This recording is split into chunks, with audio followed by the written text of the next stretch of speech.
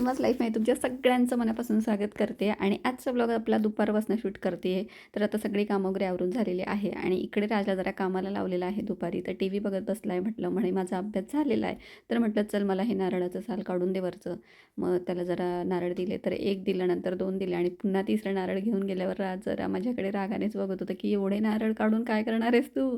तर म्हटलं तुला कळेलच लवकर. तर त्याला म्हटलं एवढं मला काढून दे आणि त्यानंतर मग मी करणार होती धूप, कारण तुम्हाला मागच्या व्हिडिओत पण दाखवलं होते की आपण जे झेंडूची आणि शेवंतीचे फुलं वगैरे वाळवून घेतले होते, त्यामध्ये तुळस वगैरे पण होती वाळलेली. देवाला जी फुलं आपण वाहतो ती नंतर काढून घेऊन आपण म्हणजे हे करून देतो, विसर्जित वगैरे करतो.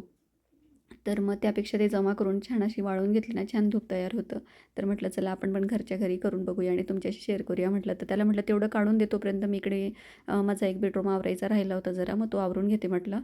तर मग त्यासाठीच त्याला बसवलं होतं काढायला टी व्हीजवळ आणि नेमकी लाईट गेली. तर तो म्हटला की अरे आता लाईट पण गेली. तर म्हटलं करून दे तेवढं. मग करत होता आणि मग ते सगळं झालं की आपण जाऊया किचनकडे आणि अगदी सोपी पद्धत आहे, तुम्हाला नक्कीच आवडेल. तर खूप काही असं काही करायचं नाही आपल्याला आणि घरातल्याच वस्तूंपासून जवळजवळ तयार होऊन जातं. त्यानंतर इकडे बघू शकता छोटंसं असं नारळ निघालं होतं त्यामध्ये आणि खूप छोटूसं होतं ते, एकदम क्यूट दिसत होतं आणि बघूया म्हटलं त्याच्यात आता नारळ वगैरे निघतं की नाही.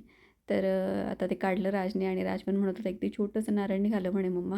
तर चला आता किचनकडे वळूया आणि इकडे ना ते फुलं पण घेऊन आलेले मी, अगदी म्हणजे 10 रुपयाची फुलं आणते मी आणि ते ना खूप जास्त देतात ते 10 रुपयामध्ये एरवी. आणि असं काही सण वगैरे जर का असेल तर मला 20 रुपयाला मिळतात, पण थोडीच मिळतात मग. पण आता ना म्हणजे असं एरवी जर आपण गेलं तर 10 रुपयाला खूप जास्त फुलं देतात आणि मग ती कमीत कमी आपल्याला 2 दिवस पुरतात ती. म्हणजे 2 वेळा आपण पूजा करू शकतो. मग ती मी वाळवून घेतली आणि इकडे हा जो चुरा आहे ना तो पण नारळाचाच आहे. आपण नारळ सोलल्यानंतर जे काही निघतं ना बारीक असं, ते पण नारळाचंच आहे. तर ते पण काढून घेतलं आणि इकडे हे नारळाचं साल पण काढून घेतलं. छान असे वाळले होते. थोडेसे मी म्हणजे बाल्कनीतच ठेवलेले होते, त्यामुळे मग ते वाळून गेले होते छान. तर आता मिक्सरचं भांडं वर काढलेलं आहे मी आणि त्यामध्ये आता हे फुलं आपल्याला घालून द्यायची आणि छान असं फिरून घ्यायचं आहे, मिक्सरला बारीक करून घ्यायचं आहे. तर लवकर होऊन जातं अगदी आणि खूप काही वेळ लागत नाही आणि छान घरी केलेलं मस्त आपल्याला काहीतरी आपला वेगळाच आनंद असतो घरी केलं म्हणजे. तर या ठिकाणी आता बारीक करून घेतलं आहे मी आणि पिवळा रंग जास्त आलेला आहे त्याला, कारण त्यामध्ये ना पिवळ्या शेवंतीची फुलं पण होती आणि झेंडूची फुलं पण खूप जास्त होती, ऑरेंज आणि पिवळ्या कलरची. त्यामुळे रंग तसा आला आहे ते फुलांच्या याला आणि जी पांढरी शेवंती होती ना ती काही जास्त नव्हती. मग आता इकडे गाळून घेते मी चाळणीने, कारण मग ते लांब लांब असे केसांसारखे निघायला नको मग आपण धूप बनवताना. कारण जे आपण नारळाचं बारीक केलं आहे ना तर त्याच्यात पण बारीक असे त्या निघतात केस त्याचे नारळाचे. मग त्यामुळे म्हटलं चला एकदा थोडंसं त्याला गाळून घेऊया. तर इकडे आता सगळं बारीक करून घेऊया आणि मिक्सरमध्ये जे आहे ना आता थोडं उरलेलं ते पण मी बारीक करून घेणार आहे, म्हणजे गाळून घेणार आहे त्याच्याने आणि मस्त अशी फाईन आपली पावडर तयार होऊन जाईल. तर एक गोष्ट तुमच्याशी अजून एक शेअर करायची आहे फ्रेंड्स. आजच आपले 3,000 सबस्क्रायबर पूर्ण झालेले आहेत आणि हे सगळं शक्य झालं आहे तुमच्या सपोर्टमुळे आणि तुम्हाला जे माझे व्हिडिओ बघायला आवडतात आणि जे तुम्ही काही व्हायरल केले व्हिडिओ, तर त्यामुळेच हे शक्य झालेलं आहे. तर पुन्हा एकदा मनापासून आभार मानते आणि असेच मोठे व्हिडिओ पण बघत जा आणि शॉर्ट्स व्हिडिओला पण जसं प्रेम देतात मोठ्या व्हिडिओला पण द्या आणि असाच सपोर्ट असू द्या. आपण अजून नवीन नवीन व्हिडिओ तुमच्यासाठी मी आणत जाईन. सो तुम्हाला पुन्हा एकदा थँक्यू म्हणते. आणि आता आपण सगळी पावडर तयार करून घेतलेली आहे. तर बरेच जण यामध्ये ना आता आपल्याला म्हणजे त्यामध्ये 1-2 वस्तू अजून टाकायच्या आहेत. तर आपण त्यामध्ये कापूर टाकूया. कापूर मी थोडंसं असं बारीक करून घेतलं आहे.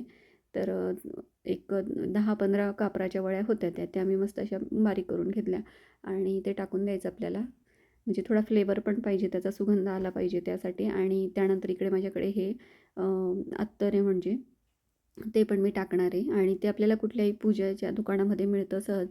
त्यानंतर आता बाइंडिंगसाठी या ठिकाणी आपण चंदन पावडर पण टाकू शकतो. चंदन पावडर नसेल तर आपण गव्हाचं पीठ टाकतो या ठिकाणी आणि तेच माझ्याकडे चंदन पावडर नव्हतं. गव्हाचं पीठ आपल्याला असतंच आपल्याकडे, मग ते घातलेलं आहे बाइंडिंगसाठी. आणि त्यानंतर साजूक तुपात आपण करणार आहे. बरेच जण हे ना तेलामध्ये पण करतात. तर तुमच्यावर आहे, तुम्हाला काय घालायचं आहे त्याप्रमाणे. आणि तूप पण घातलेलं सगळं आपल्याला व्यवस्थित एकजीव करून घ्यायचं आहे. यामध्ये अजून काय काय तुम्ही टाकू शकतात, तुम्हाला जर का वेगवेगळे अजून फ्लेवर पाहिजे असतील. रोजचं मिळतं वेगवेगळे जे फ्लेवर पाहिजे असतील अजून टाकू शकतात. पण मुळातच त्याच्यात ना झेंडूचा खूप छान असा वास येत होता, म्हणजे सुगंध येत होता. तर त्यामुळे मग मी काही जास्त त्याच्यात टाकलं नाही, फक्त कापूर टाकलं आहे आणि ते अत्तर टाकलं आहे. तर या ठिकाणी आता मस्त असं मळून घेतलं आपण, उंडा तयार करून घेतला त्याचा. आणि त्याचं ना आता मला जो शेप आवडतो ना धूपचा, इझी असतो तो, म्हणजे त्याला कुठलंही असं स्टँड वगैरे लागत नाही धूप लावण्यासाठी, जे आपल्याला लागतं काही वेळा. जर आपण असं बारीक ते कांडीसारखं केलं ना लांब लांब, तर मग त्याला असं पाहिजे प्रॉपर त्याचं स्टँड, तरच ते उभं राहतं, नाही तर मग पडतं. त्यामुळे मग हे मला हा शेप आवडतो आणि तोच मी आता इकडे करते. तर सगळे तसे करून ठेवणार आहे आता. आणि इझी आहे म्हटलं, चला पटकन होऊन जाईल असं. आणि खूप मोठं पण नव्हतं करायचं, खूप छोटंही नाही, मीडियम साईजचं करायचं होतं मला. मग खूप सारे तयार होणार आहेत आपले, तर आता ते आपण करून घेऊया. आणि याला ना आपण उन्हात वगैरे काही वाळवायचं नाही, उन्हात ठेवायची काहीच गरज नसते. आपण फॅनच्या हवेत किंवा घरात पण राहू दिलं तरी पण ते वाळून जातात. तर या ठिकाणी आता मी ते वळून घेते आणि मग दाखवते तुम्हाला किती झाले ते. व्हिडिओमध्ये पुढे कंटिन्यू राहा.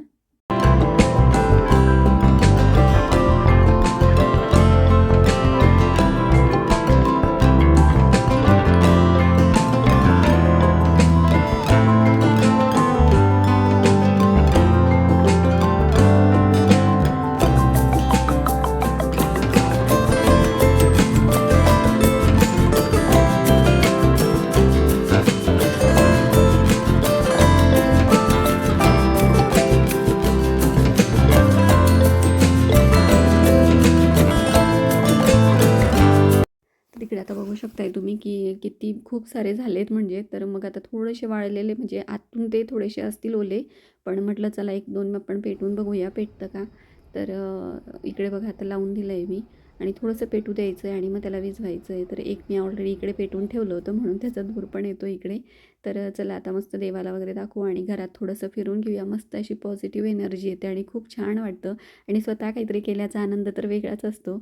आणि सुगंध अप्रतिम येत होता अगदी, म्हणजे वाटतच नव्हतं की घरी बनवलेलं धूप आहे. आणि असे पण म्हणजे 10 रुपयामध्ये अगदी बनवू शकतो. जे फुलं आपण 10 रुपयाचेच आणतो आणि बाकीच्या काही 1-2 वस्तू लागत आहेत, तर अगदी घरातल्या घरात आपण बनवू शकतो हे.